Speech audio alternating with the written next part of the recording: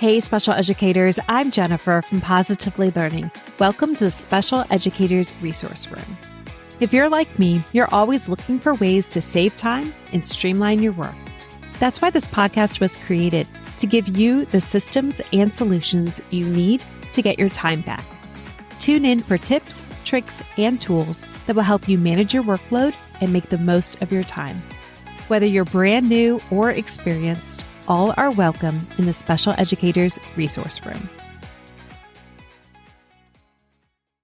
Do you need to create an IEP snapshot after every IEP meeting?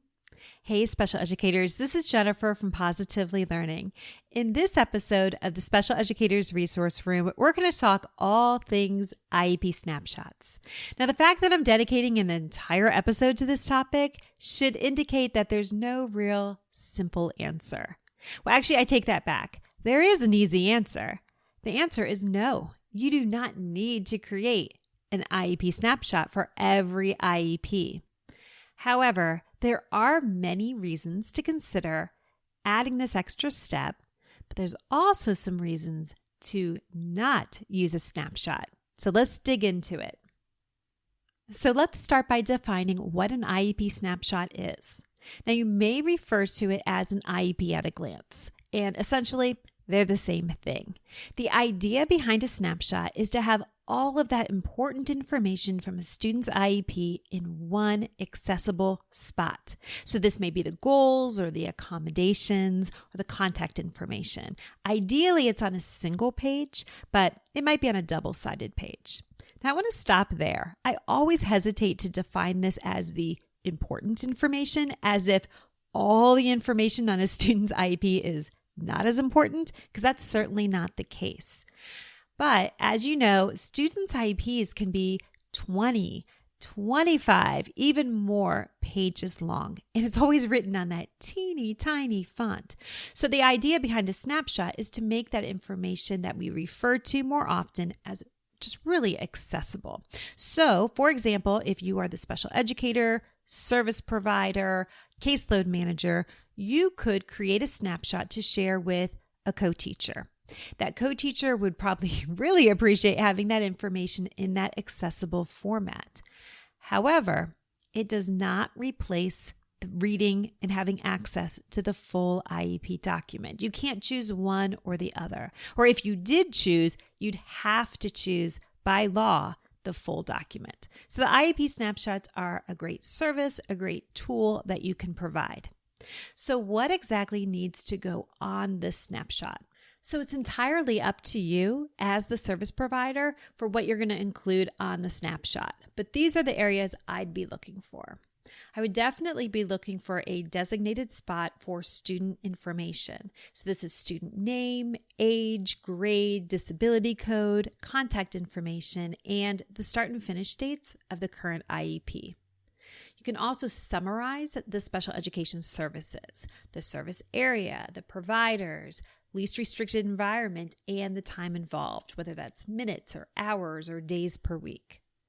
Now, you could include specific goals and objectives. However, because this is not a legal document, you could feel free to abbreviate here too, and just provide the goal areas. You could include the dates and method of data collection if it makes sense. Now, the next area is the area I think should be the most accessible, front and center. And that is the accommodations and if there are any modifications. I know when I made snapshots, I was sharing this with enrichment teachers, which is also like specials teachers. And if they were giving some type of quiz or test, I wanted it to be really easy to look over those accommodations before they administer that assessment.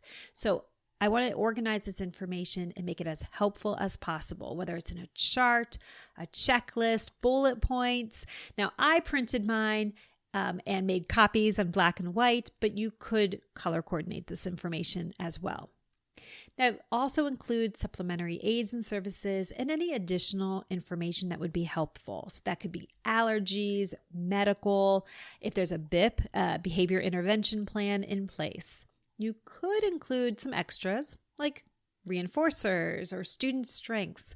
However, even though that information is so helpful, I do just want to give a word of caution. The more we add to this snapshot, really the less accessible this information is going to be. I would rather see white space, maybe a graphic organizer or some boxes, just keeping it as simple as possible so anyone looking at this can get the information at a glance. So definitely resist the urge to get too fancy or to add any clip art. So my pro tip for using an IEP snapshot is to create a template. So you actually don't have to create this template. You could probably find one online, or I have one at Positively Learning, or maybe your school or district already provides this with the IEP system that you use. Now, our school did have an IEP snapshot that came with our system. However, it did not meet those requirements of accessibility. It would spit out in 2 or 3 pages with some awkward white space and that teeny font again. So I created a template instead. One reason a template is so helpful is not only does it save us time, but this information is really accessible because on a template, everything's in its same place. So for example, you may always have the student information in the top left corner, or the accommodations may always be front and center. And this is so important when I think about sharing this with the enrichment teachers. They have multiple grades, so many students. How wonderful would it be to be able to look at all of those snapshots, quickly flip through them, and know exactly where to look to find the information that they need. All right, now we've come to the end of what needs to be included in a snapshot and why it's so important. Now I want to change gears just a little bit and talk about the reasons I would not choose to use an IEP snapshot.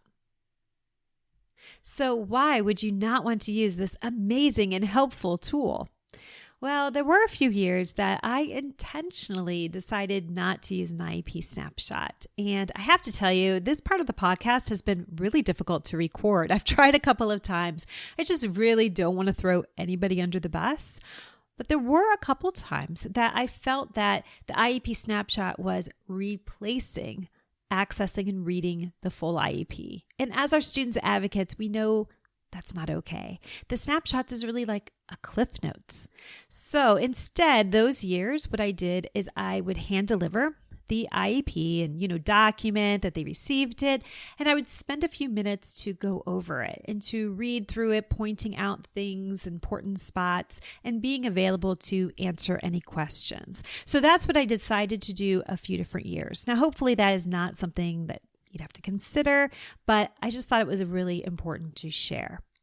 And on a final note, whether you are providing the IEP snapshot or hand delivering the full IEP, they are both confidential documents. I know we know that with the IEPs, but the snapshot's the exact same thing. So if you're printing, making copies, you definitely want to be standing near the printer, standing near the copy machine, all important things. Those are confidential to respect our students' privacy. I know you know that, but it's definitely something to pass on. All right, I hope this was helpful to you.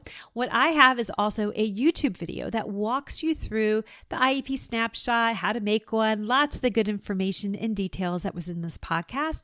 But if you are a visual learner and would like to see some examples of this, I invite you to go to my show notes. I will put the YouTube video in there so you can walk through it with me on screen and see some examples of what this template would look like. All right, I hope this was really helpful for you. Please hit subscribe so you don't miss a single weekly episode, and I'll see you next week.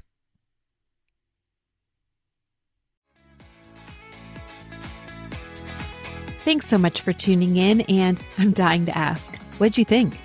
Be sure to hit the follow or subscribe buttons so that you never miss an episode. You can find the show notes and links for everything mentioned in this episode at positivelylearningblog.com. See you next week for more special education solutions.